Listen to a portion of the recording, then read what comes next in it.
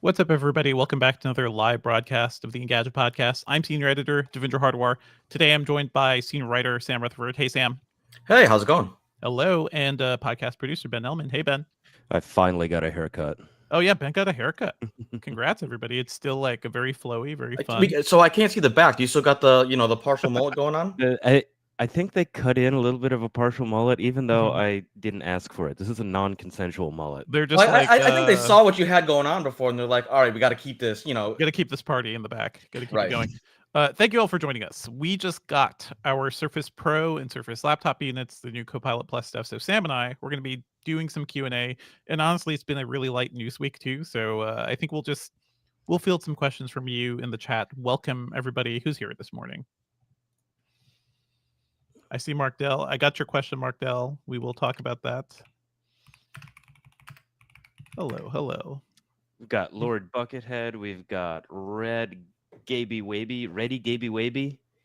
Some guy named Sam Rutherford. I don't know who that is. Simon B was saying that the Montreal heat is crazy. I looked up the top temperature in Montreal, and it's like 85 degrees, and I'm like, I wish that was me. I need to see what the dew point is, because I've become such a dew point guy. I think it really controls how comfortable it is. It does. It's all about the humidity. Yeah, well, it's not just the heat and the humidity, it's also where the dew point is, because you could have high humidity, low dew point, and it would still feel decent. Yeah, so. I mean, we're all, thanks to climate change, we're all going to have to start thinking about the wet bulb temperature, like the point where you're going to be, it's still too hot. It's going to be still too hot, even if you're outside. Yeah, too hot for evaporative cooling. Is that correct? You will just slowly boil. That's fun. That's where we are. We're going to talk about laptops, folks, and not impending climate doom, although there is a heat wave across America. I guess Montreal is getting the Americas. But I hear it's going up to New England, which I'm sure will touch parts of Canada. But 85, come on, this is the first day of summer. It's lively. That's fine. Totally fine. But at least see what it is down here. We're in the Southwest. Oh my God. Okay, wait. I stand corrected. It is genuinely uncomfortable in Montreal right now. What is According to I looked up the weather, the dew point there is like 71 degrees, like 88 and 70 degree dew point. So yes, it is terrible there. Tomorrow, according to the forecast, 52 degree dew point. That is my ideal situation. So that's what you want to feel good. Listen, in the South, we just don't go outside when it's hot and humid. And it's humid most of the time, even at night. That's not fun. Wait. Actually, big question. Simon B, do you have air conditioning? Because I know that there are some places that just don't have air conditioning because they never really needed it. Like the Pacific Northwest. Yes. People are going crazy, like outfitting their houses with air conditioning for the first time. We all need heat pumps, basically. Yeah. Heat pumps for everybody.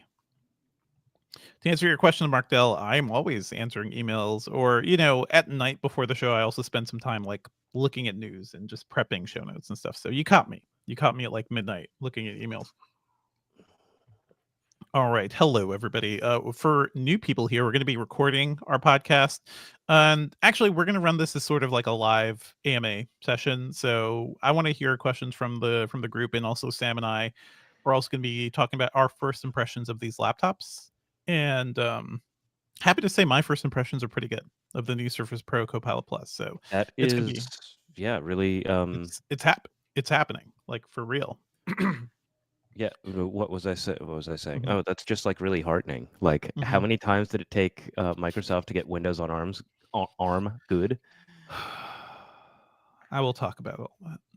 I've reviewed all the ARM-based surfaces, and my god, what a disaster. Okay. Okay. All right, so we Here actually starting. Let me Yeah. get Hello, everybody. prepared. So for this episode, we definitely are going to be keeping a close eye on the questions you all drop. So please, if you have questions about these machines, the Surface Laptop and Surface Pro, or how this whole new Copilot Plus experience is, drop them. Um, at some point, maybe not for the audio section of the podcast, we're going to do just like a live show off of like some features from the Surface Pro. I'm sharing a screen over here so we can see some of the AI features in action. The recall function does not work yet because they recalled it. Yeah, there's your incentive to tune in live if you ever needed one. Yeah. I tried to gather people on Twitter yesterday, so I think some people paid attention. All right, are we good to go? Do you want to shout out anything, Ben? It would be Zune on ARMS, not Windows on ARMS, Markdell. So, yeah, if you're in the chat and this is your first time, welcome.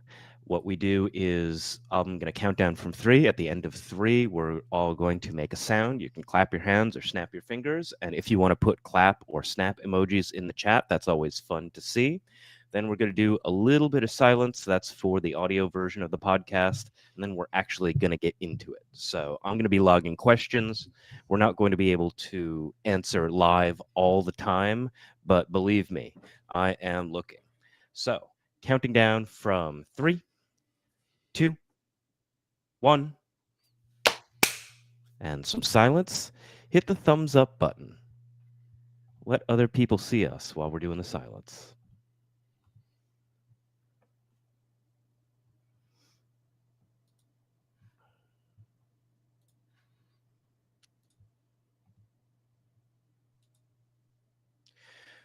Right then, silence over. Let's get into it. Let me just flip over. I was switching accounts here. Okay, let's get into it. We have the screen share locked and loaded. Looks like that's still working. All right, folks. All right, let's sit tight. Let's go in 3, 2, 1.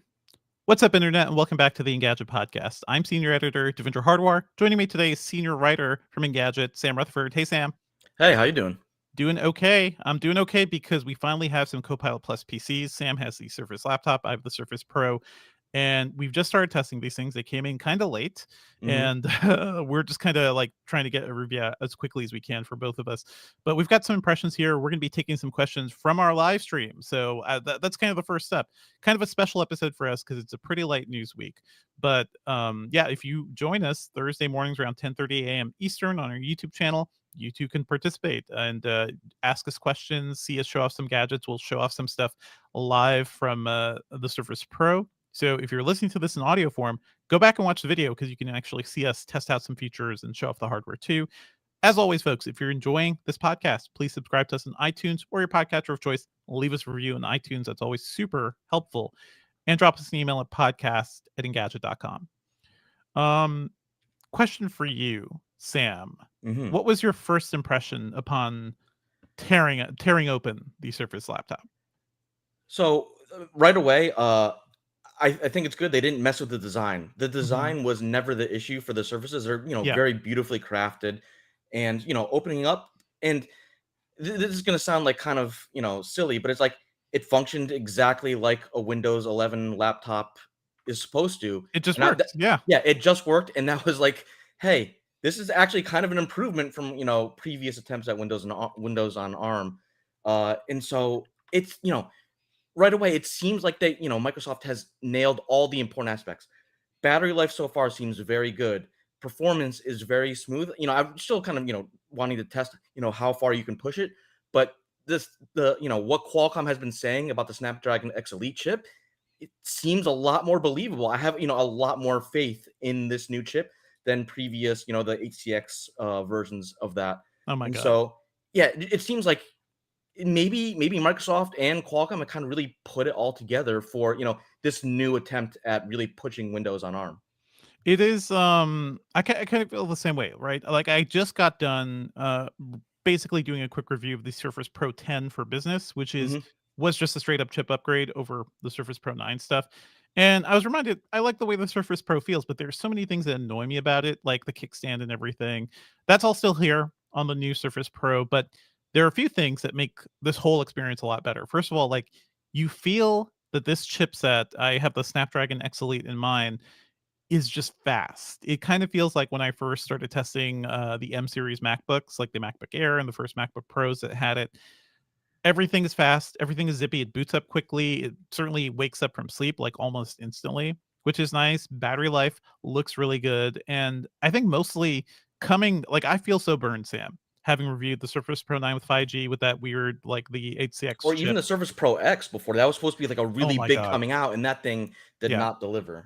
The Surface Pro X, you should go back, check out Trolin's review of that thing, but that was, like, Microsoft's big design push, like, "Hey, we have thinner bezels, we have a thinner machine running this ARM chip," but it was a disaster because for years, Microsoft has done a bad job of making Windows actually work well on ARM, and the chips themselves weren't that fast too, like, I did you ever play with the Surface RT, Sam? Like, the first Surface The they ever original one, launched? yeah, yeah. Yeah.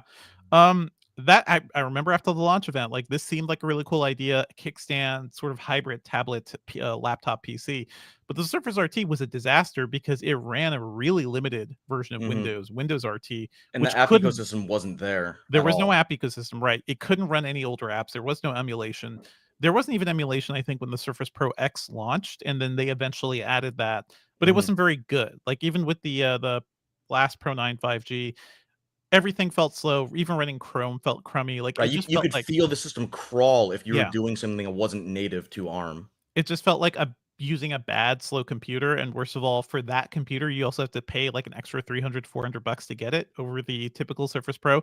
So, good news, this Surface Pro works really well. The hardware is still good. Like, I'm still kind of amazed what they can fit into, like, the size of a Surface case, because it's Mhm. a full PC, it feels more impressive to me than even what Apple can do with an iPad or something, because those are I guess now it's kind of the same because this is a mobile chip too, but just hardware wise, it still feels more impressive to me. And the thing I think what I noticed, Sam, is like none of the AI features feel like the actual things I'm loving about this machine. It's more that it's fast, it's running all the apps I'm used to. I don't really have to deal with much incompatibility. There is some though. Like you noticed, For what was it, sure. League doesn't Yeah. launch at all.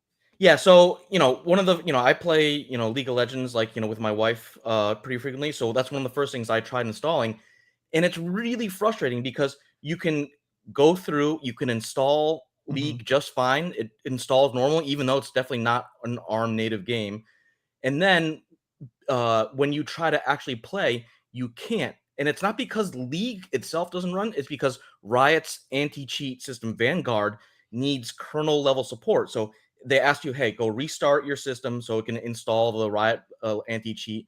And you restart it, and then you just go play, and it tells you to restart the thing because Yeah, the anti cheat doesn't work. they can't touch this kernel, basically. And it's so frustrating because this is more of a like a sad situation for Riot than Hmm. Microsoft because they implemented the system within the last 2 or 3 months, and so like they implemented the system, it doesn't support the new chip architecture, and so you have a system that has enough power to run it. It should run great, and even in emulation, it should be just fine.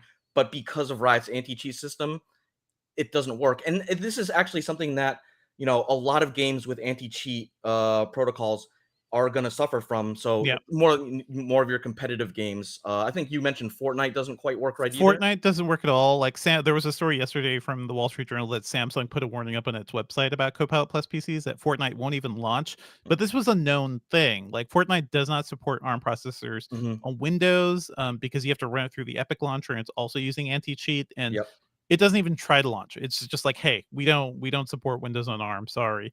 So that's kind of a big deal. Certainly for people who play those games.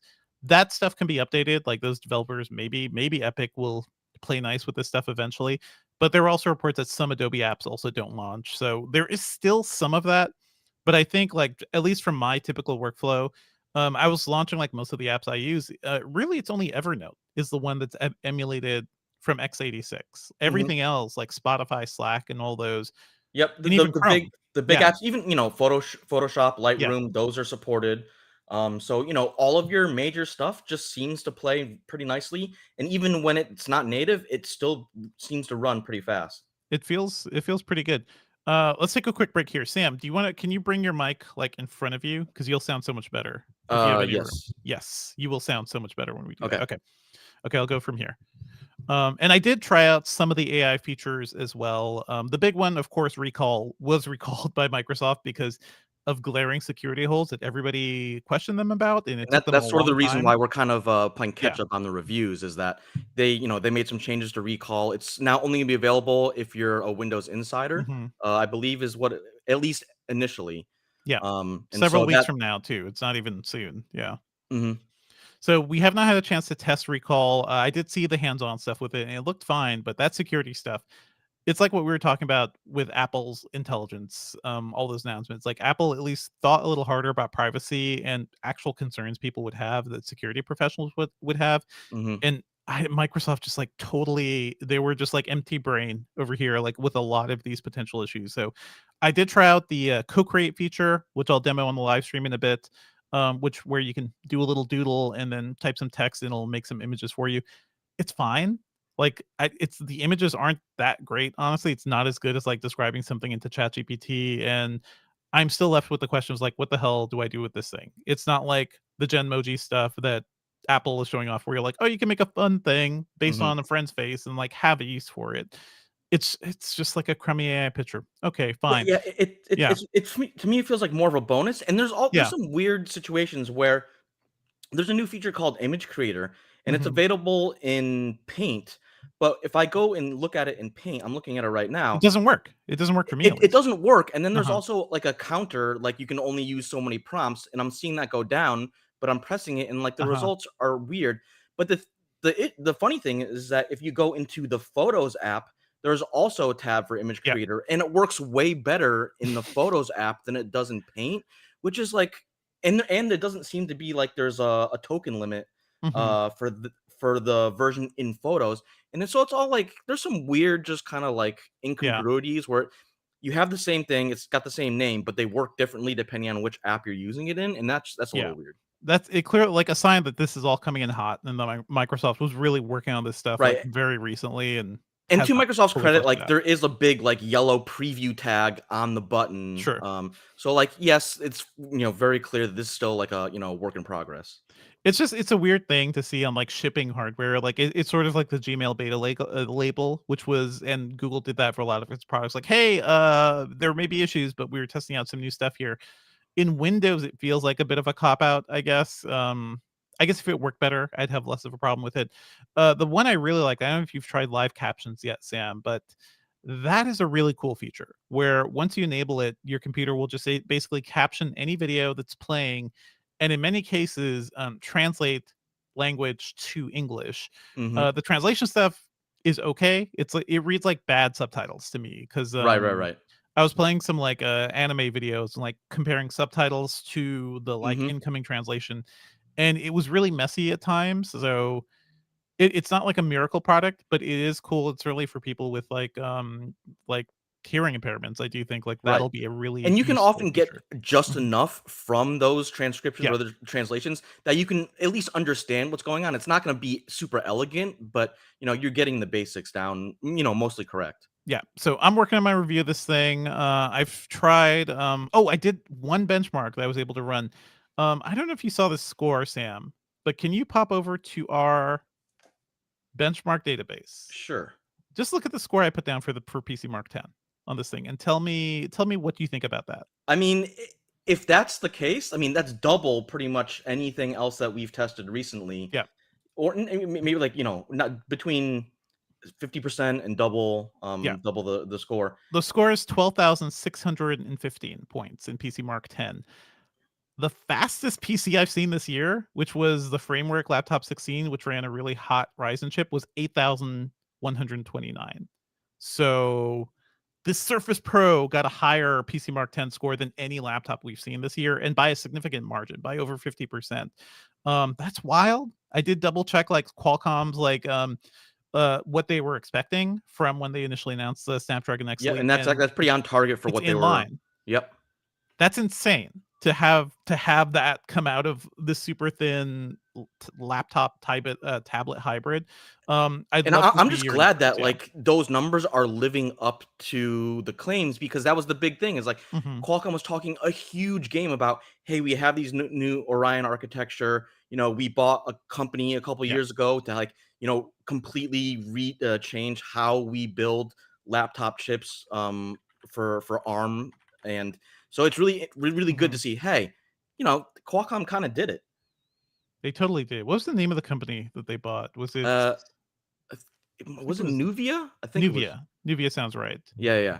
I'm trying to look it up now. But yeah, that was a big deal for them because it felt like they were also really limited by what ARM was giving them. And Nuvia, I believe, also comes from some like former Apple Silicon engineer. So like some of that ingenuity that went into the A series chips and the early M series chips is also happening over here. And you can feel it. It's one of those things where it's like, as soon as you like start this thing up and start poking around, like it just feels fast. So this isn't just synthetic benchmarks like being blown up. So yeah, I'm excited by this. Yeah. I can confirm it was Nuvia, and that acquisition was finalized back in 2021. So, it hasn't been that long from, that acquisition to, hey, coming out with a retail product. So early impressions, very good, very fast, good benches. Also, I'll mention this quickly. I got the Surface Flex keyboard with this, and that's the one where you can actually remove it from the Surface Pro and still like type wirelessly, and that does alleviate some of my problems with working with the Surface Pro in general. Like I'm so tired of having the kickstand on my lap because I have dents on my legs from testing so many surfaces, and it's uncomfortable. It's not a great typing experience, but putting the Surface on like a table and having the keyboard in my lap, I was doing that yesterday. It just felt life-changing, and something you can do with tablets already. Like that's not exactly a new thing, but to have that capability like baked into the Surface, that's nice. I wish this keyboard were cheaper. I believe it's $350. So like it is the price and of that doesn't include iPad. the pen. If you want the pen, you're looking at like $450-ish. So as always, this stuff is way too expensive for Microsoft, and they should just put it together. Like especially now, because there is no tablet mode in Windows 11. Like I was trying to like poke around to find it, and they basically just gave up on that. So it is really weird to sell a Surface as a tablet, not include a keyboard, and then be like, well, it's a full PC, right? It's a PC tablet. Except even you don't support tablet software very much or very well anymore. But anyway, my first impressions are good. Anything else you want to add about the Surface laptop, Sam? No, I'm just, really excited to see how Microsoft can take it from there, and how, the big issue is that like a lot of companies, weren't supporting ARM the way that it really needed to be, at least from a consumer side. So I'm really interested to see how that, like, hey, we have the hardware, we have great devices now. How are developers going to respond to supporting ARM on Windows? Because Microsoft doesn't really have that like ironclad thing that Apple does. It's like, hey, we are changing architectures. You do this, or we're not going to support you. And so, in some ways that makes, Apple had a, much cleaner transition because they have that iron hand on the ecosystem, whereas Microsoft is a little bit, less pushy when it comes to, these big transitions. Yeah, we've talked about this before. Like Apple is it's a tight ship that runs the software, the hardware, has a full chain, and also now the processors, like they go wherever they want to go and everybody has to follow them. Whereas Microsoft is like, okay, guys, are we gonna what do you got today, ARM? You got these chips, and then so it's like, okay, what can we do to get you on board? Yeah. And then like, okay, who's going to build machines for? Oh, only Surface, only our Surface team are making chips or laptops with these systems. Okay, Windows software side, are you ready to support this? They shrug their shoulders. So like, it is so many things have to align for this to work really well on the PC side. And I think 4 years after Apple Silicon debuted, it seems like we're there. I've also seen the reviews of the Asus Copilot Plus PC that seem to be pretty impressive. I'm hoping to get like, yeah, one of us will get our hands on that soon. The Dell, the XPS 13, I want to see like how this kind of transforms how that thing works. So good news so far. Like all signs point to this being a very good thing. I do feel kind of bad for people who bought the first batch of AI PCs from Intel and from AMD too. I've talked to Microsoft people. They said some of these features may eventually trickle down to those systems which has much slower MPUs, but we don't know yet. Like stuff is in flux. Everybody gets Windows Studio Effects, which is the cool background features. You may get some acceleration on older AI PCs in Adobe apps or whatever. So there is some benefit, but if you held off on buying a PC, now is the time to kind of jump in because the Copilot Plus stuff seems very good. Maybe not for like a high-end production machine yet, but for a really great ultra portable that you can take anywhere, certainly something like the Surface Pro or Surface laptop, it's a good sign. All right. Let's take some questions from the audience. Hello, folks. Ben, anything you want to shout out? Podcast producer Ben is here, and I'm sure you've been looking at questions. And what are people thinking about these devices? I have indeed. So, just for my editing understanding, is this something that we're going to include? Include it. Okay, yeah. Sure. You may like clean it up. Yeah. Wait, I wasn't recording myself. Let me. Okay. No, I can turn on a really quick recording. Yeah, intro yourself. It's all good. Sorry, I should have said that earlier. Hello, folks in the chat. Thank you all for joining us. Oh, Mark, I saw you ask about can it play Forza Horizon. I'm going to test that probably later today. Yeah, so hey, everybody. There are a few questions. One of the big ones from Simon B is, how do you guys feel about the reward system with the Edge browser? Oh, I saw that question. I'm not into any of that stuff. I don't know. I've seen people get like some trinkets or something. Like Xbox has had some rewards things for a while. Bing and the Microsoft accounts have had some reward things. It just feels like they are just bribing you to use these services.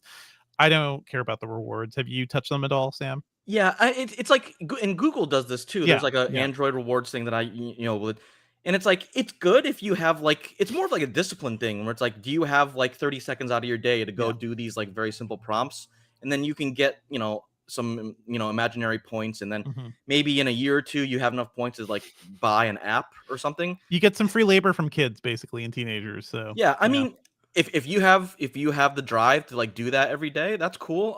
It's just something that like, I don't think about it unless I like, open up Bing and I get the little prompt and then I'll go do it. It takes 10 seconds usually, but yeah. It feels a bit like when I was in elementary school and saving the like little cutout things from the back of my chip bags. So yeah, it's the internet version of that. Yeah, absolutely. Chester Cheeto hat or something. I remember I cut out a serial barcode to get like a Batman frisbee after the first Batman. Never got my frisbee. Still sad about it to this day. Now, one thing I do think is interesting is that both of the new Microsoft machines have fans, as far as I know. Yes. Which kind of puts it in a different category in terms of like a pure MacBook Air rival. Which, in some ways, like I kind of respect that, because if you were just like doing basic stuff, MacBook Air is great. But we've heard reports about, hey, you go outside and the sun's beating down on the laptop, and the laptop has no way to cool itself, and so it'll shut down because it's overheating. So I'm like, I don't mind a fan. Yeah, in theory, like the idea of a completely fanless machine is great because it's silent and less moving parts to worry about.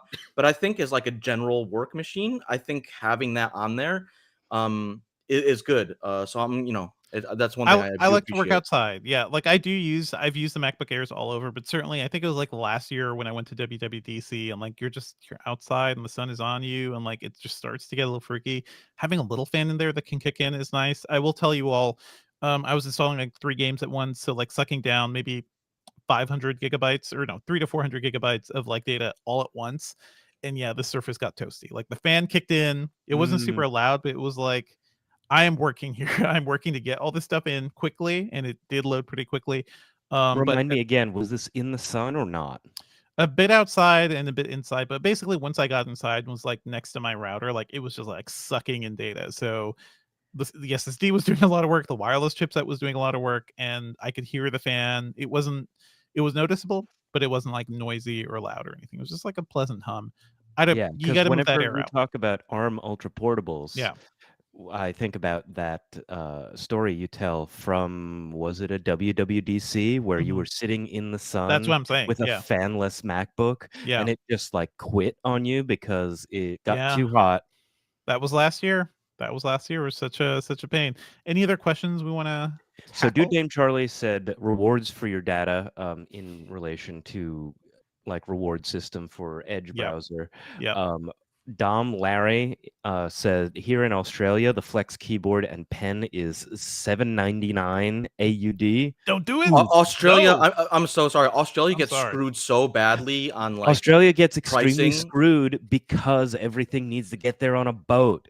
That's unfortunately. Plus, you have giant bugs and crazy wild animals. So I'm sorry, Australia. And roving bands of marauders I've seen. So at least from what the Mad Max movies say.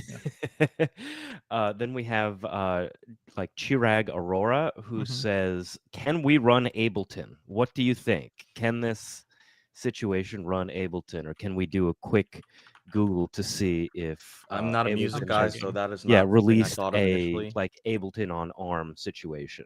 While Because you're I looking, imagine that they've already done this for Mhm. the M1 chips, and so would it be that difficult But you gotta to? like rebuild for Windows. Like it's a whole yeah. Yeah. thing.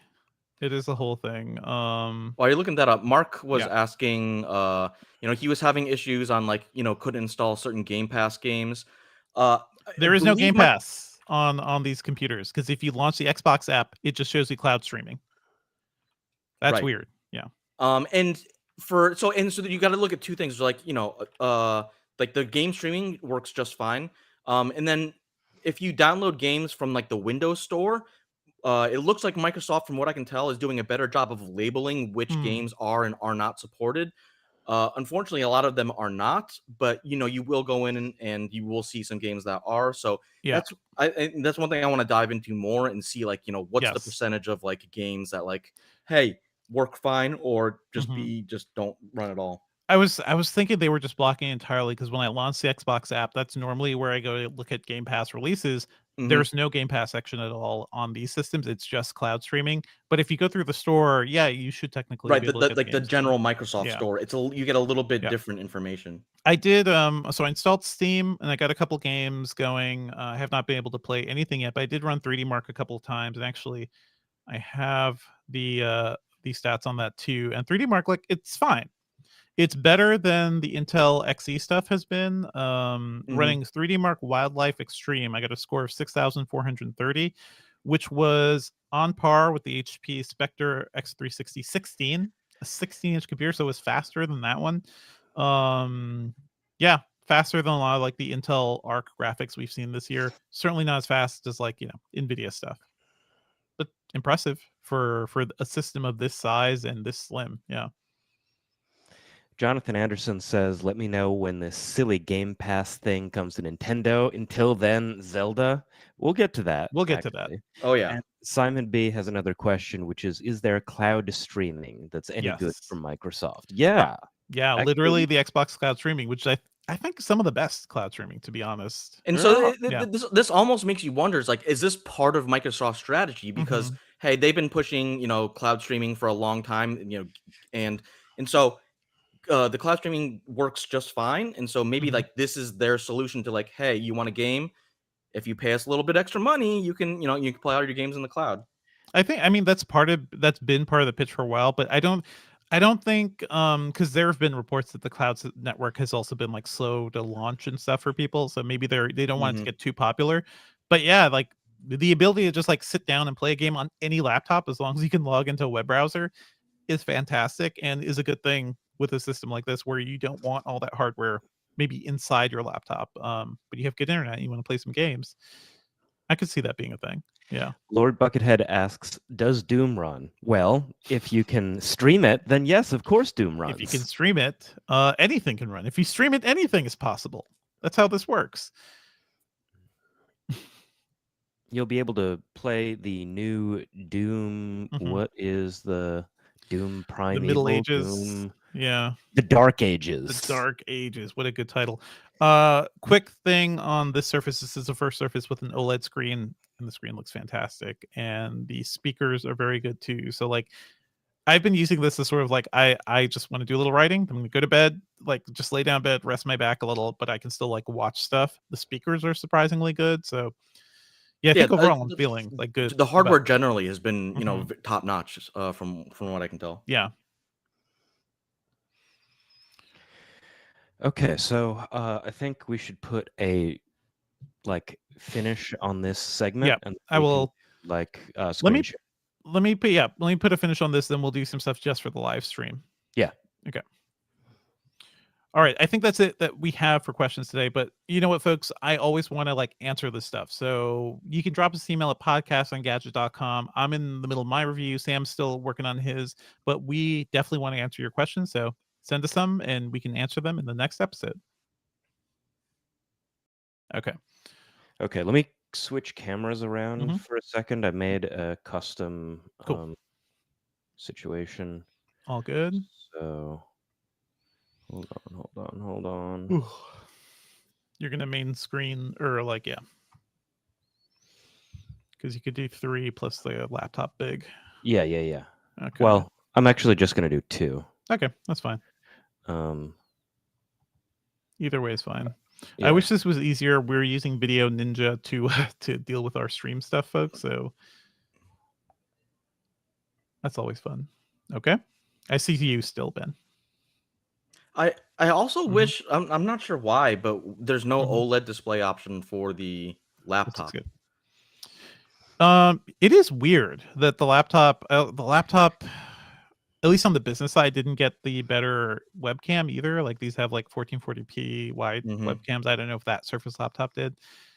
They're targeted different markets, I guess. It's a shame. It's a shame. I do like the Surface laptop a lot. I just like holding that thing. Yeah, but you like the Pro has the OLED screen option. I just hey, give it to the laptop too. It's very funny that I'm streaming a screen here. I'm streaming, so what you're looking at now, folks, is the Surface Pro being streamed. It does a good job of scaling up the pointer, so you can actually see things. So here, okay, let's poke around a bit. I think I had Paint. So I also gotta say I love how Paint is the app that will never die. Paint will live on forever. Yeah, it will be updated forever. So here's the image creator thing, which didn't do anything for me. So I noticed you have to give it really simple prompts, like extremely simple. Because I tried doing hey, a knight holding a sword, standing in a forest, and it was like nope, that's too much. It just doesn't. So yes, here this is the issue I had. Like, I do a prompt, I say, okay, what type it is. I'm going to say charcoal or watercolor, and then I have this down here, and I get nothing. So I don't know what's going on there. Like I can't do anything with it here. Let's move on to Co-Creator, which is the one where it's like you can draw a little. So I'm gonna do a little drawing here. Pardon my terrible art. I'm doing my thumbs. I'm doing hand drawing, so do not judge. Yeah, I was trying to draw, and I'm like, I'm already bad at drawing on. I'm so bad. I'm so bad at this. But drawing with a touchpad is like probably the worst. Compared to like a mouse or a stylus. I do have the stylus here. I just have not like dealt with it at all. So this is going to do something. And so there's a little doodle. Okay, that's a cat. That could be a cloud. I don't know.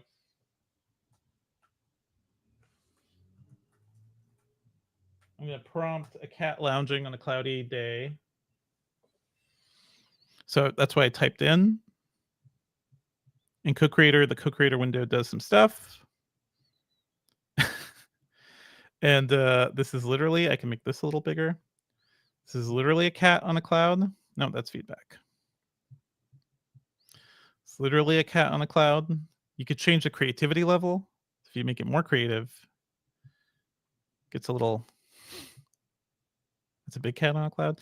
You could change the water, like change the art style to go watercolor. That's nice. It's kind of lovely. I've tried specific things and it just doesn't do much. And yeah, if you lower the creativity, like it changes a little. Let's go low creativity. Oh, we're losing the laptop, Ben. Did it log out? It still says I'm sharing. I do not hear you, Ben. Hold on. There we go. Okay. Oh yeah, this is a nice one because then we get the whole thing. So I mean, it does AI images. That's a thing. What are you gonna do with this, Sam? Once you make an AI image here, what do you do with this? So here's the thing. I'm not sure I'm gonna do much with it at all. That said, like, I watch YouTube, and does anyone here remember Ray William Johnson? He was like, he had the less than 3 YouTube channel a long time ago. It blew up. And now see, he kind of pivoted, and now he tells like YouTube shorts about like real life true crime things. And a lot of these are like old news stories, Yeah. and they're like, they're he's like, pulling court documents and info from news articles, but there's not a lot of pictures or like video evidence to describe what actually happened in some of these cases. So this guy's been using, I don't know if he uses Midjourney or some kind of AI thing, so that he can narrate a story, but he can also create prompts, based off, to go along with the article. And, this is actually, probably a little bit too much for what is available on the Copilot Plus PCs. But, he's able to take, mugshots and then feed those into AI to create, AI generated content that kind of looks like the original person based on their mugshot. And so he has some AI generated images to go along with the narrative that he's telling. And it's like, this is like, one of the weird situations where like, okay, AI is like actually useful because it's creating art that, you can look at while he's narrating the story that, at least helps fill in some of like the missing pictures or missing events of the thing. So it's like, I'm not entirely sure this is for me specifically, but it's just like it is just random imagery that could be whatever too, because then you have to spend time like tweaking and making it good. Okay, I mean, good point there, Sam. And also, people are talking about like if you're doing presentations, maybe you want to just like get a quick imagery or something for that. So okay, I don't make presentations. Like I write and edit photos for the internet. Here's a view of my YouTube, or not my YouTube. That's Engadget's YouTube. Let's switch accounts. But Engadget's YouTube is taking from me now.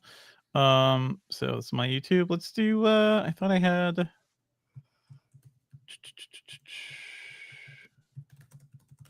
something. I had this anime one. My kids are watching. I'm gonna launch this anime thing because I just enabled live captions, which appears at the top of the window.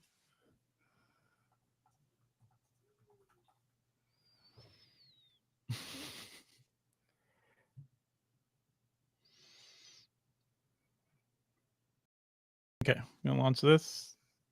Oh, do we have to worry about copyright for any of this? Okay, we're talking over this stuff, so it's not gonna be super long. John Daphne says, "Need recall to make this worthwhile." Well, you're gonna be waiting a little while for it. Yep. Is this gonna work over the stream? That's a question. Also, let me.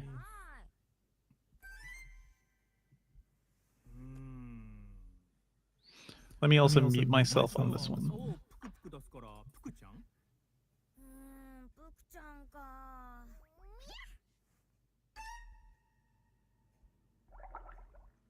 Fruit gummy app. Ooh, I can hear myself. よし、じゃあ名前はヒララだ。いいね、ヒララ。じい、この子はヒララだよ。ヒララ。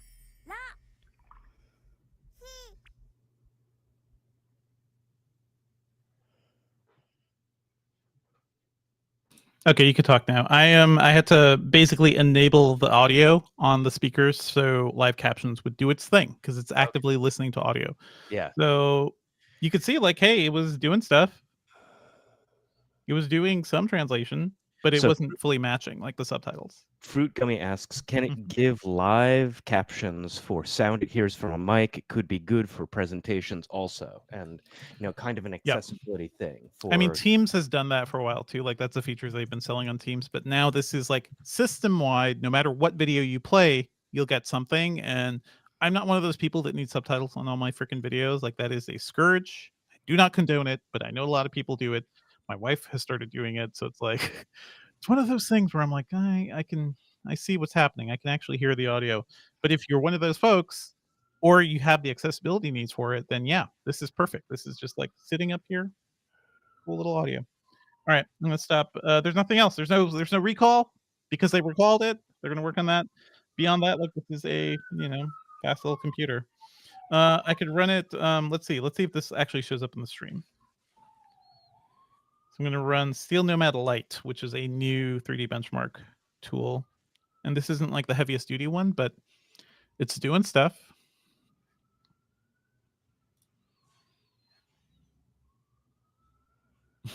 I'll turn off live captions. Turn off live captions. It's all down here. They're also doing their... Narendra and Banda in chat was asking, how's the battery life? We're still waiting to get like full battery life numbers, but yeah, preliminary, it's been excellent. Like way better than expected. And I would probably say better than an equivalent x86 based machine. Would you agree?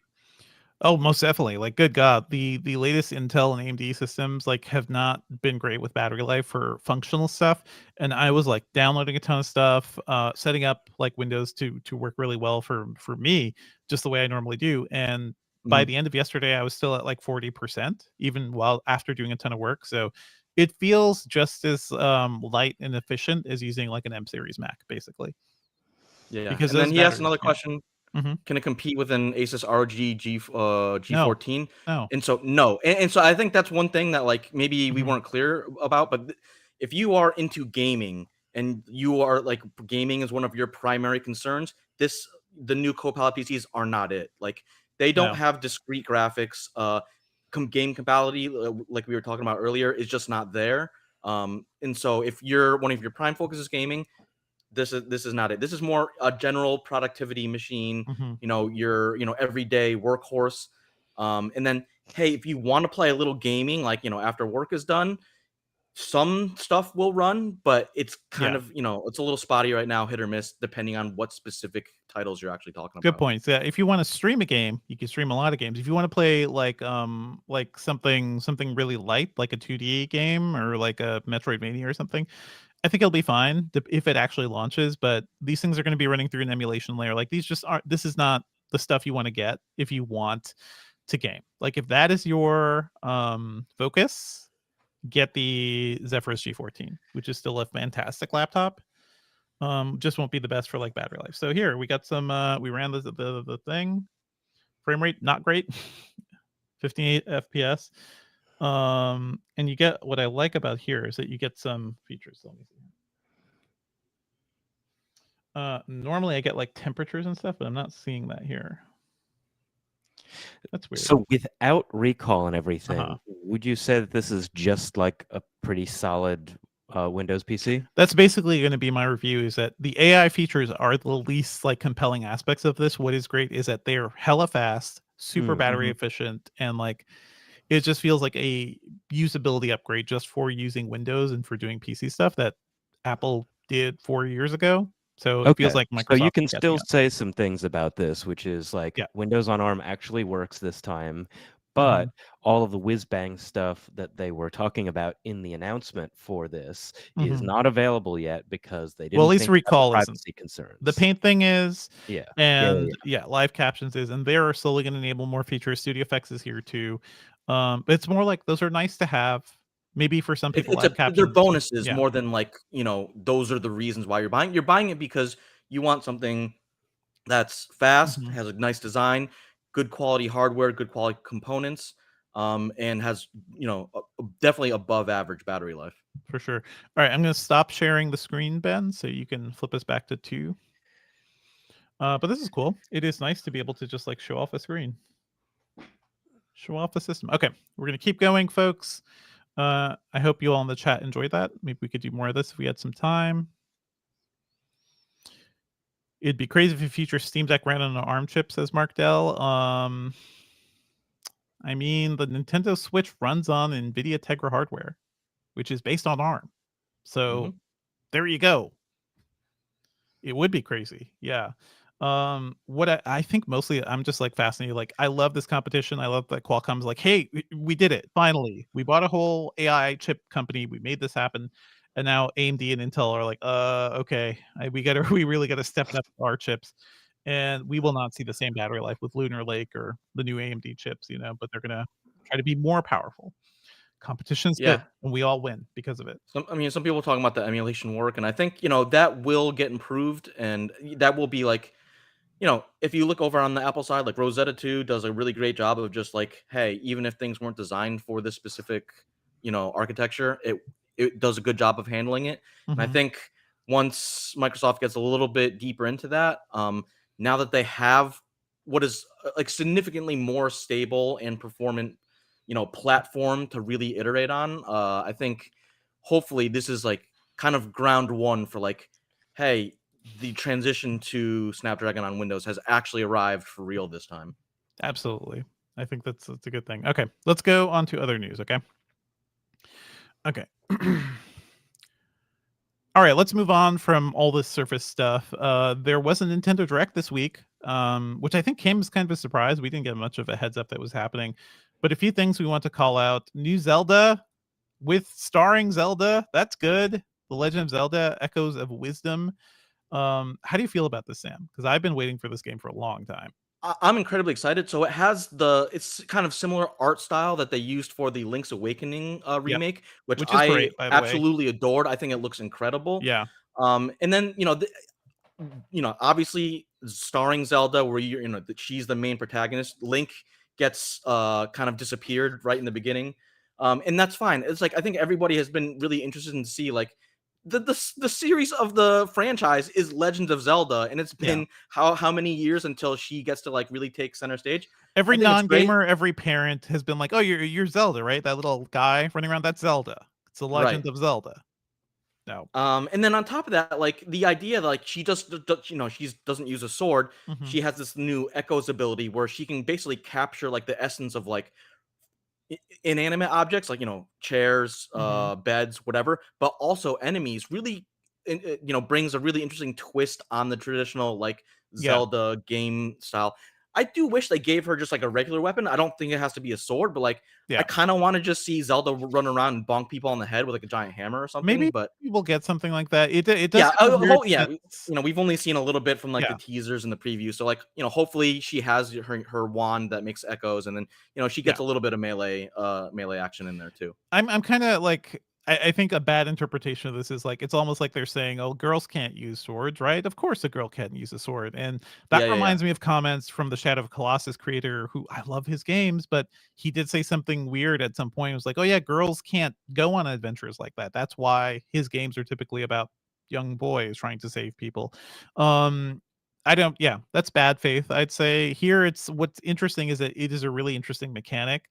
And we've also seen Zelda in some games be kick-ass. So, she's been a kick-ass warrior in some games. That's I'm not sure if like the lore lines up, but like if we're gonna see if like we get an appearance from Sheik, which was like, remember, Zelda had it transforms into Sheik, and she was like kind of a mysterious character. She was a ninja, basically. Yeah, and so I think if they can incorporate that in some way, that way Zelda gets some like melee abilities on top of her magic stuff. I think that would be really cool, but we'll have to wait to see how the game plays out. Yeah, I'm glad it's not just melee, because then it would feel like a palette swap too, of just like, oh, it's another character hopping around doing Zelda puzzles. Like, this seems like a fundamental rethinking of how this universe can work in the same way that Breath of the Wild was and Tears of the Kingdom was. So gotta love it. Gotta love the people developing series producer. I was gonna say, and someone who like Link to the Past is one of my favorite games of all time. So I love that they're still continuing on with like the top down, quote unquote 2D Zelda games. I love it too. I need the art though. I need the sprites. I need me some sprites. Like, as much as I like this little like cutesy 3D art style, but it doesn't hit in the same way. When I scroll TikTok, I often see people playing like older Zelda games. I'm like, it feels good. And we don't get a lot of that from Nintendo. We do get it from other companies trying to be Zelda-like. So, that's a thing. So this game looks cool. The other thing that was really interesting is they finally like fully showed us Metroid Prime. It's called Metroid Prime 4. It has been years since they first announced this I think it was thing. 2017 when they first 2017. announced that they were working on it. And in 2019, they also announced a complete do-over. Like they were stopping development of that version of Metroid Prime 4 and starting it over. So now here we are. It's 2024, and this game is coming next year. They say for the Switch, but it's like, okay, or whatever else Nintendo has next year, right? Like this is a lot of this is prep for software for next year for their new system. I was gonna say, like, it's kind of Mhm. interesting how they're setting up for, like, this is kind of like the end of the Switch's, like, era, and then whatever the Switch 2 or whatever, they call it. We'll Mhm. see. I'm curious to see how, what kind of support these games get in terms of, like, will they be fully supported? Will they be launch titles for a new Yeah. Nintendo system? They gotta carry Spe the store over. Like, the Switch has been so successful, they can't do another, "Oh, this is a weird one-off store, and all the stuff you bought may die in a couple of years," or something. Like, Mhm. the Switch And is I forever. Yeah. and I actually think this is something that, like, Nintendo has a really big opportunity with. If you look at, like, with the Switch, they switched they moved over to an ARM based chip, Mhm. and so I'm really curious to see, like, what the continuity will be for this next system. Will it also be ARM? I really hope so. They Because better, yeah. it's like, and it but it has, like, really big implications on, like, hey, is it easier to pour older games over to the new title? Does this, there's Mhm. been rumors that the new device will support, game cartridges from the Switch and stuff like that. And then on top of that, like, bringing back a lot of the virtual, quote unquote virtual console titles where, hey, we're having classics on the store and they run on the Switch and they run on Yeah. the new machine too. So you get to carry over your library as well too. And I think that's a Yeah. really big thing that, they could capitalize on with whatever the replaces the Switch. There's no reason to do an architecture change. Like, I'm just, like, looking at this on a strategic level, like, they've done so much work, to build emulators for the Switch Hmm. itself. Like, that stuff will directly carry over to another ARM system. There was also, like, not I don't what else would they go with? There's really nothing like PC hardware with an AMD I mean, like, chipset or yeah, if they something go like back to that. Power PC, people will just go, like, uh, Mhm. quake in their seats. But yeah. It's not so, yeah, I fully expect them to stick with, like, ARM and looking at, like, what ARM is doing now, like, maybe relying on some good stuff, and also, yeah, probably working together with NVIDIA again, because nobody else really used the Tegra chipset. I think the Zune HD had the Tegra, Hmm. which I really liked, but, that it's just kind of like dead hardware. Um I do think a lot of these games will just work across both systems. Like, you wouldn't want people buying new games this year and For then sure. by next year, like, they just won't work. Did anything else, jump out at you from these announcements, Sam? Yeah, I thought, gonna get a new Mario and Luigi game. It's called Brothership, which Oh, I yeah. think is actually sounds really fun, but also could be like some sort of, like, hidden pun, because Mm, it was like in the teaser it showed that I'm, like, traveling around the world, maybe on a boat. So hey, this is gonna be cool. Like Mario and Luigi captain a boat together. That could be fun. mhm. The art Um, style is, like, almost a little cell shaded too. yep. Looks a little Um, different, yeah. I'm always a sucker for a new Mario Party game because you get Mhm. one, like, every 5 years at most. Yeah. And so there's going to be a new Mario Party game called Mario Party Jamboree. And it's sad because, like, I bought the last one and I played Mhm. it like a bunch when it first came out, and then, like, I had a kid and I had no one to play it with because I Never didn't do again. anything that wasn't kid related. And also, you don't have Um, people over to play Mario Party games, yes, and and also we so had a pandemic, was a yeah, whole thing. so I'm Uh excited for Mario Party Jamboree, even mhm. though I may have aged out of it, annoyingly. Well, And maybe then you're aging back into it though. Like, my daughter is now 5 and she's like big on Minecraft and some games, so yeah, yeah. this is a good entry point. She also watches me play RPGs, so she And likes then the games, yeah. you were talking about sprites. Give me There's going to sprites. be a Dragon Warrior 3 HD 2D remake. And so I mean, I love the way that thing looks Yeah. because it does Yeah. kind of capture more of that, like, spite inspired, graphical quality. And as someone who's, like, always appreciated Dragon Warrior but has never, like, dived into it the way that, like, I Mhm. played every Final Fantasy game, this seems like a really good place to, like, jump on because it's, like, chronologically it's the first of, like, the, Ah, Dragon Warrior trilogy games. So it'll be really interesting. It's like, modern graphic style, but, with a more of a classic turn-based RPG feeling, which is always, right up my alley. this looks really cool. I do like at least HD2D gets us some sprites, like, alongside 3D engine stuff, But then I'm like playing Hades 2, and it's just like, oh, look at this glorious artwork. Look at this. There's still some 3D work in there, but it's just mostly beautiful illustrations. I don't know. Anything else from the Sam? No, that was about it. There was Okay. a ton of stuff. There's a new Metal Slug game that was like some sort of The like weird Tactics? tower defense game. Is it Tower Defense or is it Metal Slug Tactics? Because they announced that. No, so Well, they showed the tower defense game mm-hmm. on the stream, but Metal Gear's that was a perfect segue because Yep. the Metal Slug game that I'm really interested in is Tactics, Mm-hmm. which is supposed to come out sometime later this year too. So we'll see which one, if I play both or whatever. But yeah. Awesome. Well, yeah, good direct from Nintendo. Also, like coming after we were just like dying from so much stuff from Summer Game Fest. So good time. Good time to play some games, folks. Let us know what you're playing or what you're excited for. Podcast at Engadget.com. We had a couple news bits I just want to mention briefly. We had talked about Ilya Sutskever, the former chief scientist of OpenAI, who left that company a couple of weeks ago. He has launched a new AI company called Safe Superintelligence Inc., or SSI. That's all we know. He says he's not working on like stuff sort of like OpenAI is. Like he's going straight to super intelligence and he wants to build it safely. And it sounds like a lot of talk and not much details about this thing yet. Do you have any thoughts on this, Sam? Because Yeah, I mean, I don't have great feelings when people talk about super intelligence. yeah, I mean, there's this whole section that like of the internet that's like very wants to talk about like artificial general intelligence as like a thing that will be here very soon. And so the idea of like, hey, someone's going to focus on the safety. And if you actually go, there's not a ton of details on it, but if you go to the Safe Superintelligence website, it's actually pretty funny because all they do is like, our mission is to make safe superintelligence. The name of the company is Safe Superintelligence SSI. That's all we care about. That's all we want to work on. And so it's like they are very focused on this, especially the safety part of AI. And so I appreciate that kind of directive. Sure. But like you said, there's, it's so early that there's really not much to talk about in terms of like actual deliverables just yet. I think even like John Carmack, like when he left Meta and very loudly was like, I cannot work with like your weird corporate rules and stuff. He said he was going to go work on AGI. Like it is a thing smart people are focused on. I just feel like it feels like the time where the tech industry gets a little too religious about a thing that may never ultimately happen. I've been reading about the singularity from Ray Kurzweil since the 90s, and Michio Kaku was talking about it too. It's a thing they've imagined, like where our machines get super intelligent and then we won't be able to control them. I don't know if we'll actually get there, and I don't know if these companies actually building safety measures are going to be helpful at all. Like that's what OpenAI was supposed to be. That's why Elon Musk and Sam Altman and a lot of folks like put that company together as a nonprofit, and it ended up being just a thing, raising tons of money to make a lot of money selling AI. Like I feel like it's a lie they're telling themselves.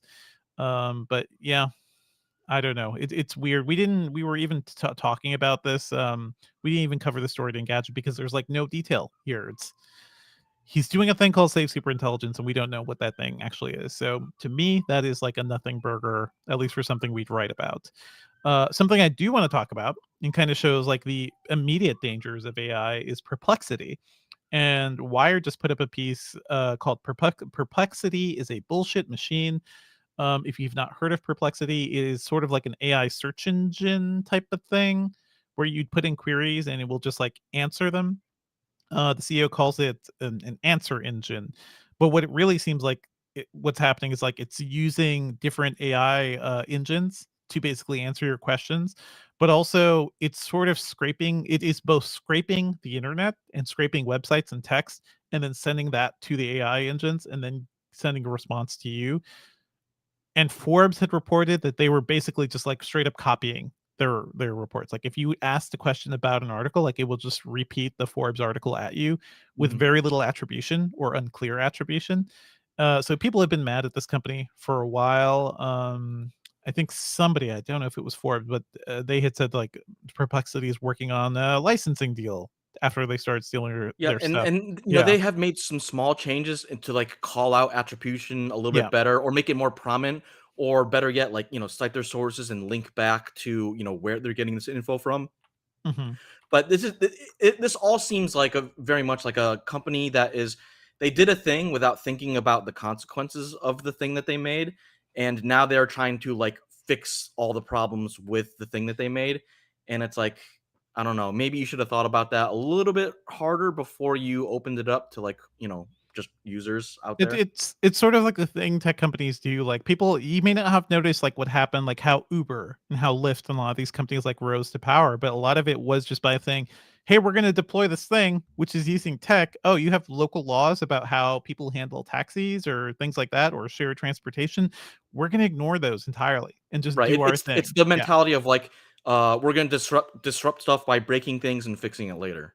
Yeah. Or if you've been to a city recently and you see scores and scores of electric scooters just littering the streets, it's because these companies have deployed the stuff and didn't think about where do you put it? How do you keep it out of the way? Like how do you actually maintain a decent public space even though you're putting junk out there? And these companies just didn't care. So it left it up to cities to kind of do a lot of that stuff. Um so what Wired found, and this report is really interesting, is that Perplexity is straight up um they have like secret Wired has already blocked Perplexity's like search crawlers, and then apparently this company has other secret search crawlers that are out there that are ignoring the robots.txt file, which in a website tells the search engine, hey, crawl me or don't crawl me, or you don't have access to certain things. This is just bypassing what publishers are actually saying these companies should have access to. So this company sucks. And this is like to me the best example of just like AI hubris of just like I can build this thing. Look at all these tools. The web is right there. It's open. I can just grab this text and deliver something to you and raise a lot of money while doing it too, right? Like I don't know how much of this seems like a legitimate business personally. Yep. Any thoughts, Sam? Any thoughts beyond that? No, I mean you kind of hit on the head. It's like Mhm. this is they're priming themselves up to be the example of what not to do in terms of using AI responsibly, Mhm. and so I guess we'll see how that fallout ends up. All right. Let's move on to one listener question we got from Mark Dell, who's now watching our live stream. So thank you for being a loyal listener and watcher, Mark. But he said that recently he got Google Fiber at his apartment. He formerly had 30 megabits up and down. He went all in on Google Fiber and got the 8 gigabit plan and just like sucked it down basically like having that full access, but he realized he's lucky to get 1.4 gigs speeds over Wi-Fi, 2.5 gigs over Ethernet. That's kind of the limit of most network cards. And now Google's also considering 20 gig fiber. He's wondering, is there any practical use for such fast internet for a residence? And you know what? No, not right now, but, you know what's also great? Having more internet than you know what to do with and being ready for whatever's happening 10 years from now. If you're streaming games, if you're doing stuff, I have a gigabit up and down plan with AT&T fiber. It's incredible. Like, I was talking about, like, getting a ton of Steam games, like, downloading 3 Steam games at once. That stuff comes in a couple minutes, like, just sucks data down. Hmm. Maybe Mark, you don't want to pay for the full 8 gig plan if you're not going to use it. Do they have a 4 gig plan? Do they have a 2 gig plan or something? Yeah, you need all the hardware to support it. And Wi-Fi 7 is coming. It's going to support faster hardware or faster speeds. Ethernet is always becoming a faster thing, but I think at best I see 2.5 gigabit cards in most systems. I guess you could get 10 in Yeah, some. Yeah, there's some you 10. can get 10 if you look for it. Yeah. Obviously it's a lot easier to like, if you have a desktop and you can get your own network card and all like that. Yeah. The one thing that is like sort of like an overlooked benefit is that, let's say you have eight gig plan and Mhm. you can only get 2.5 gigs to a specific laptop or PC or whatever. The one thing about having a huge bandwidth pipeline like that is that if you have a lot of people in your house, Yes. you can send multiple people can be sucking down 2.5 gigs without impacting what other people are doing. And this is like one of the classic issues of like, Mhm. if you have bad internet and someone is watching Netflix and then someone else decides to watch, Max, or, they're downloading a game from Steam, then you can start impacting what other people are doing, and their stream is going to start buffering or Yeah. stuttering or something like that. And Yeah. so that's kind of the nice thing about that. And that's part of the reason why I probably pay for more, bandwidth than I need, so that like I just don't have to think about it. Like I always know that like Mhm. I have way too many devices in my place, and I want to make sure that there's running smoothly, connected to the internet super fast all the time. And so it's nice to have that kind of like bonus overhead. Yeah. Is one of the small fringe benefits. Especially for us, we occasionally have to like upload tons of 4K video, so if I have to upload 50 to 100 gigabytes of stuff, like I want that up quickly. That was a real pain when I was traveling to WWDC and the Microsoft campus to get the stuff from the DJI Osmo Pro up into the cloud. Like it just took forever, and that really killed my workflow a little bit. So you still need Ethernet sometimes. If you can get that good Ethernet internet, go for it. I see Mark Dell in the chat. He says he's already downgraded his Google Fiber. He could do that in the app, so that's super useful. And he got a 10 gig switch, so he has a decent backbone now too. This is great. This is great. Yeah, and that's one of those things you got to like think about too. It's like, I have a new bandwidth, and that's great. And if let's say you get your router from whatever ISP you're using, or you're getting your modem from whatever ISP, then you have to like make sure your router can handle all that. And that's where DaVinci was talking about, like, hey, Wi-Fi 7 is coming, and more devices. And there are a handful of like smartphones on the market today that do support Wi-Fi 7, but obviously you're not going to get Wi-Fi 7 speeds if your router doesn't support it. And so you got to like think holistically about like how you upgrade the the devices that you're using. What's funny is that I have the Surface Pro here. I think it has Wi-Fi 6E, and I noticed like, okay, I'm just gonna plug it into Ethernet to like suck down these Steam games faster. I have gigabit. I think it's a gigabit like Ethernet connection over here, and I was still getting faster speeds over my Wi-Fi. Like the Wi-Fi was coming in faster, even though it's going through like a repeater that's in my basement here that's hitting the router. The Wi-Fi still came in faster. So we are at a weird place where like, if you want raw speed, sometimes Wi-Fi will be better. If you want like stable connections, like that's where you plug into Ethernet. So that's what I have on my desktop. Yeah, well, I mean, if you want to get into like the really nitty gritty stuff, like there's some interesting things that like Netgear and some of the other router makers are doing with Wi-Fi 7, where they're doing like multiple channel aggregation, and so you can really pump up those speeds over Wi-Fi. And it's like, for someone who remembers when Wi-Fi was just like very unreliable and spotty, it's like, oh man, oh, this is so nice to not have to think about it. And so a lot of these new Wi-Fi 7 routers are really expensive, but like, hey, when the prices come down, I think you just appreciate it from like not having to like constantly babysit your Wi-Fi like that. It's just really nice to have.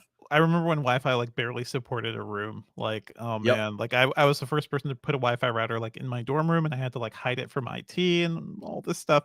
Good stuff. Wi-Fi is good. Anyway, if you have access to fiber, folks, make that switch. It may be a little more than what you're paying for cable. In most cases, from what I've seen, it actually isn't. But the stability of the connection and the ability to not like actually share that connection with everybody in your neighborhood is super great. Like fiber is just such a solid connection to the internet. All right, let's move on to what we're working on. Hey, I'm working on a review. This review of the Surface Pro, and I'm going to try to get some other Copilot Plus systems in soon. Sam, anything from you? Yeah, obviously, working on the Surface laptop. But I have a review for the MSI Claw, which is MSI's attempt at making a gaming handheld, which they went with an Intel chip instead of something from AMD, and that makes a pretty big difference, turns out. Who knew? Why would you do that? Why would you do that, MSI? Also, at some point, I'm going to squeeze in a review for the Keychron Q1HE, which is sort of Keychron's attempt at making a Wooting clone, because it has the HE stands for Hall effect switches. So you do get full analog control, and you get some of that like rapid trigger stuff that you see some on some gaming keyboards. I've been really enjoying it so far. I just got to find time to write it up. Cool. I just picked up one of those Newfie keyboards. I think we've recommended the Newfie or Newfie. Yep, Air. That was the keyboard that I bought before this one, and it's really great. And they make some really good low profile keyboards, which is actually my preference. Just because years of typing on laptops, I kind of prefer the the more chiclet lower profile style. I'm using the low profile Newfie 96, I think, and it just that's the one I got. Good. Yeah, feels so good. Loving it. And got any pop culture picks for us this week, Sam? Yeah, I'm still watching Star Wars: The Acolyte. It's so good. I think we were talking about this in Slack the other day. It's like I'm enjoying it a lot. I just wish they hadn't done the evil twin trope, just because it's like I think that trope is kind of played out. That's fine. Yeah. Aside from that, I've been enjoying it. And then I think the Doctor Who season finale is this weekend. Yep. And as someone who is definitely, I do not classify myself as a Whovian. That's more of my wife's thing. Be like the transition for this season, because now Disney's kind of running it. the production quality is way up, and like things just kind of look good, which is like old seasons of Doctor Who kind of looks janky. They The look so special bad. effect, yeah, it's rough. But the thing is that like the show is like kind of it's been very hit or miss. I think like the first episode was good, and then like the middle episodes were just like they kind of lost the whole idea. And then for the season finale, it finally things That seems sounds like like they're Doctor getting Who. back to like core Doctor Who, which I enjoy more. Yeah. But you know, as someone who is not as invested into the franchise as some other people are, I'm definitely not the target audience. That's kind of why I'm like I've never like fully gone into it. Like there's some stuff, the Matt Smith season, the first one, like that was good. But the writing in Doctor Who always seems like really hit or miss, even when like they have a really talented person in charge. So And there's 2 episodes. I think the guy who plays the doctor had some commitment on another film or something. And so there's 2 episodes where the doctor is just not in Doctor Who, and that's just kind of a weird situation. Well, there are a lot of side characters. I guess I could see that happening. Yeah, shout out to Doctor Who. That's one thing I keep like thinking like I need to watch that because I do like the new Doctor. I've seen him and it was Sex Education. Oh yeah, he's great. Yeah, great show. That's on Netflix. And then it like evaporates from my mind because literally anything else in my life happens. I'm like I forget about Doctor Who. So glad you're digging it, Sam, even if it's kind of messy. One thing I want to shout out is a show I think you will like and a lot of people should be watching. Not enough people are watching Evil, which was a show on CBS by the Kings, the people who did The Good Wife and The Good Fight. It is straight up X-Files. It's awesome. I watched the first season of that, and then there was like a long hiatus. It was either after season 1 or season 2, and then I keep meaning to go back to it. But yes, that show is awesome. I'm shouting it out now because season 4 is on Paramount Plus, which I've been going through. Excellent stuff. Like it's pretty much like when the X-Files had hit its run and knew the characters and knew the tone and could be a little playful with things.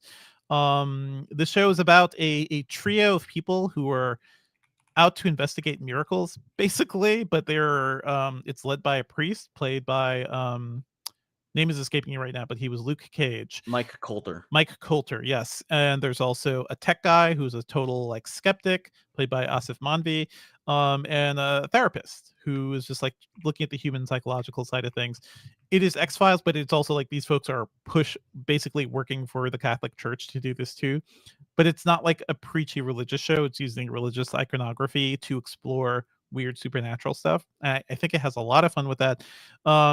The first 3 seasons are on Netflix now. So it used to be hard for people to see it. So if you wanted to see the show, if you've heard me talk about it before, go to Netflix. Just watch Evil. If you liked the X-Files, if you liked Buffy, if you liked a lot of those old shows where there was basically Mystery of the Week, there was a team of folks who would like have to deal with those. It's funny, it's cool, it's super smart. I love the show. It's like one of the things I just sit down and love watching. I'll also say Michael Emerson. He plays like Ben from Lost. Ben from Lost. He is such a good bad guy, and I don't want to ruin the like reveal of like who his character really is. Yeah, but he's so well cast and well equipped to play the role that he's doing in that. So I really think the performances in that show really make it just like even if it is like you're looking at a standard monster of the week episode, like they do such a good job of like really getting you invested into it. They have a lot of fun. And yeah, poor Michael Emerson, I remember during Lost he talked about like being on the subway and nobody wanted to sit near him or stand next to him because they all saw him as this like evil man from TV. So he's just a little typecast there, but now he's doing it again, so I guess it worked out for him. It worked out for him. I mean, sort of like what Giancarlo Esposito ended up doing is just like he's a villain everywhere, apparently, like doing the same thing everywhere, and he hasn't worn it out like Giancarlo Esposito has. So anyway, go watch Evil. It's on Netflix. The new season is on Paramount Plus. That's it for this week, folks. Our theme music is by game composer Dale North. Our outro music is by our former managing editor, Terrence O'Brien. The podcast is produced by Ben Ellman. You can find me online at Devindra on Twitter, Blue Sky, Mastodon. I also talk about movies and TV at the Filmcast, at thefilmcast.com. Where can we find you, Sam? You can find me on Twitter/X at Sam Rutherford. Email us at podcast@engadget.com. Leave us a review on iTunes and subscribe on anything that gets podcasts. That's it, folks. We're out. All right. Thanks, everybody. Can I have a producer pick?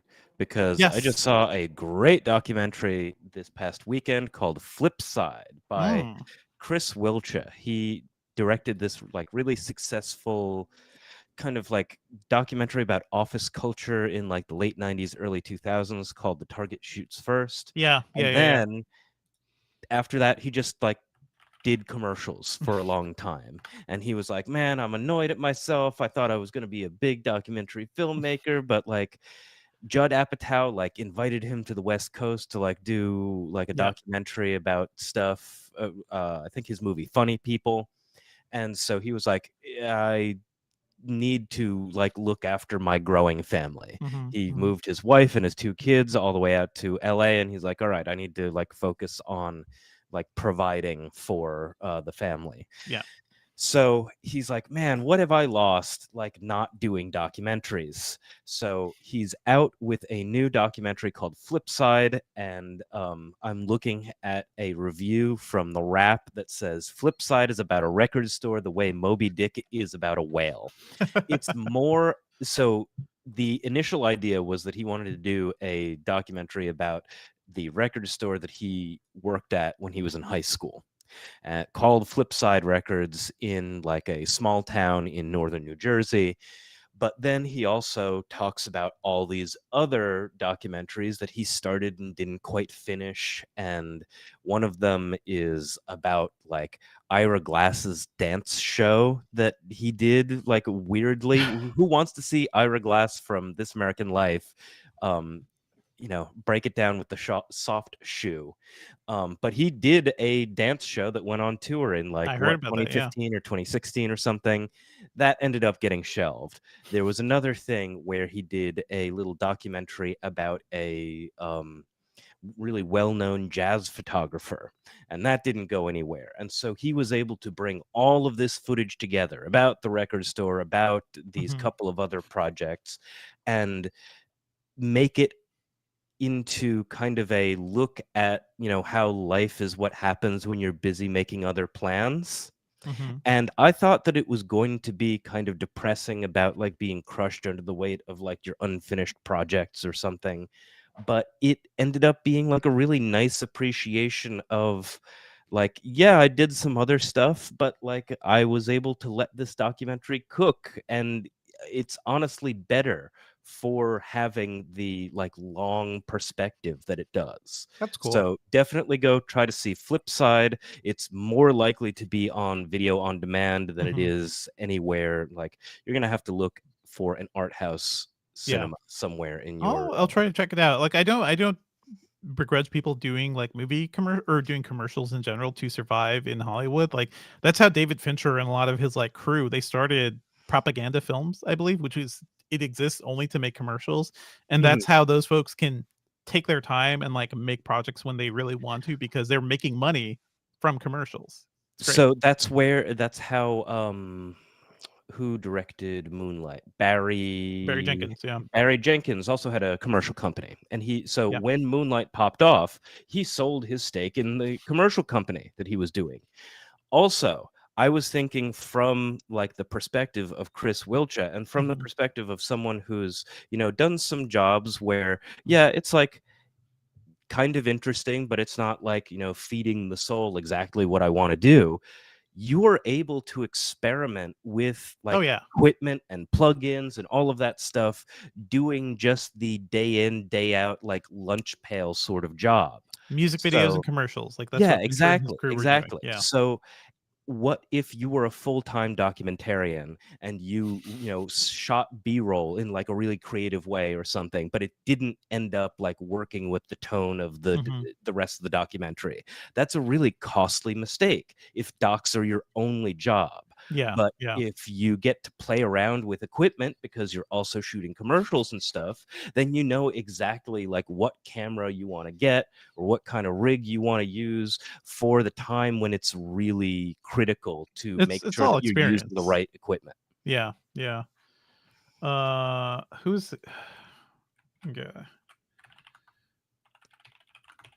I'm trying to think. There's a director I've covered quite a bit.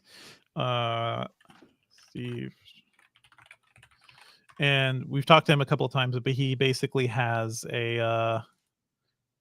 a documentary workshop where people are just like constantly constantly just like doing research, putting together footage, like cutting stuff, and then he turns it all into a thing at some point. Alex Gibney. You're not. Oh, okay. Yeah, you're talking about Jigsaw.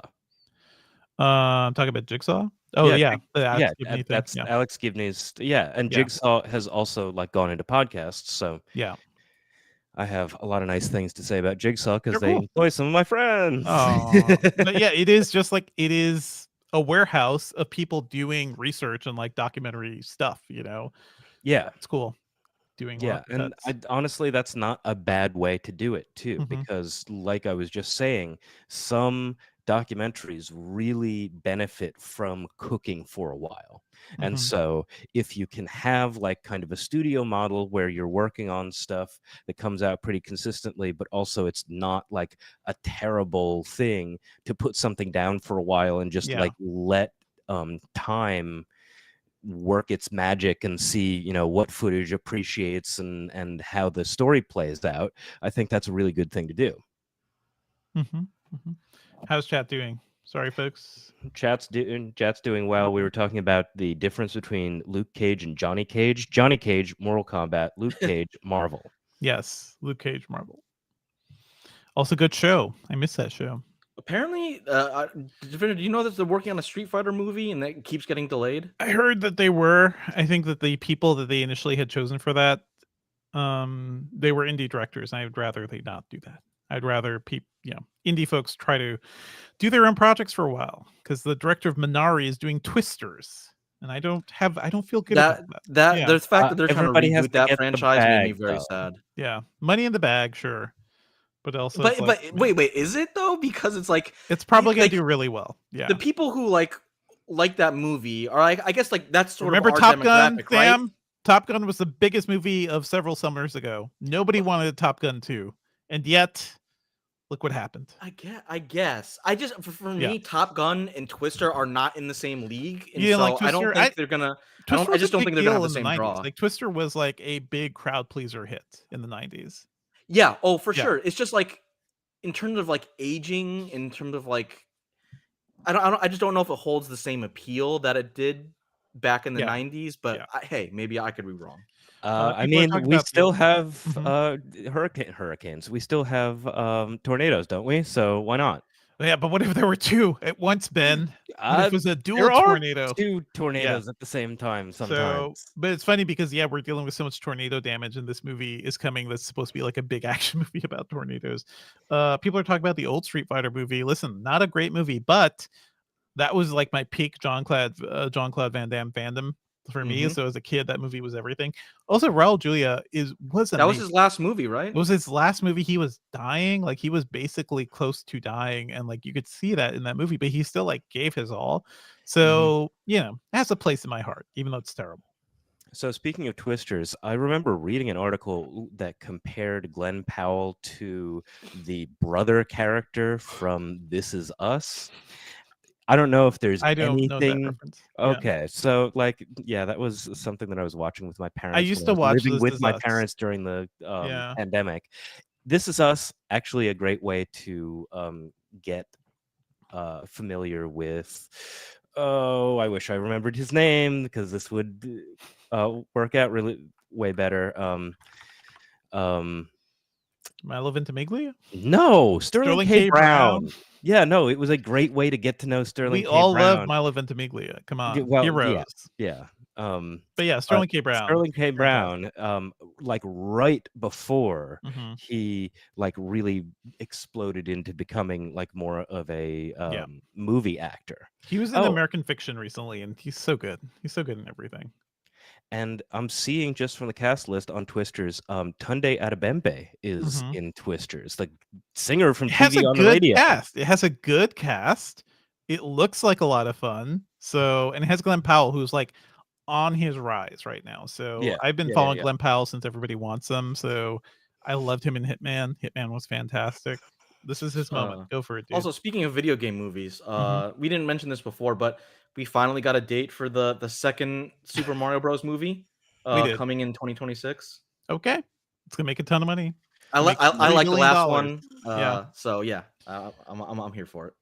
I hope they like do something interesting with it, because the last one was just like, oh yeah, the last one was a little formulaic because you like, you saw that, like, hey, Mario Kart is a big thing, so we're gonna have a section where we're driving on carts through, over Rainbow Road and stuff. So I agree. I want to see them like get a little bit deeper, make, yes, it's still gonna be a kids movie, but like, hey, add some complexity here, add some, put some more interesting ideas in there. Yep, exactly. All right, I think we're gonna have to wrap it up soon, folks. We've been here for a while, but thank you all for joining us. Glad we were able to show off some stuff and do some screen sharing. I didn't get to show off the hardware, but hey, this is a nice machine. This is a beautiful machine. Oh, what did you get? What color is yours? Thin. Very thin. Oh, you got the blue one. Okay, I got the blue, and I like this blue. It's like a light blue. I was a little disappointed because they sent the black laptop 15, which is fine. There's nothing wrong with it, but like, the blue color looks awesome, and there's like a like rose gold copper one that also looks very nice.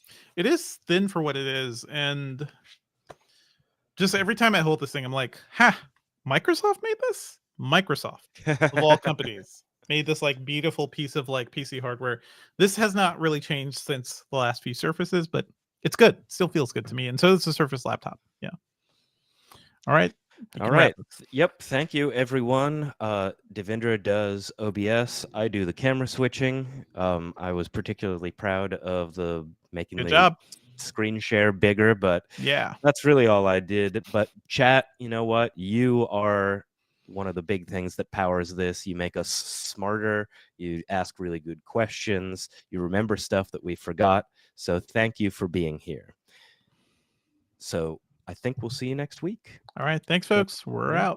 Bye-bye. Bye.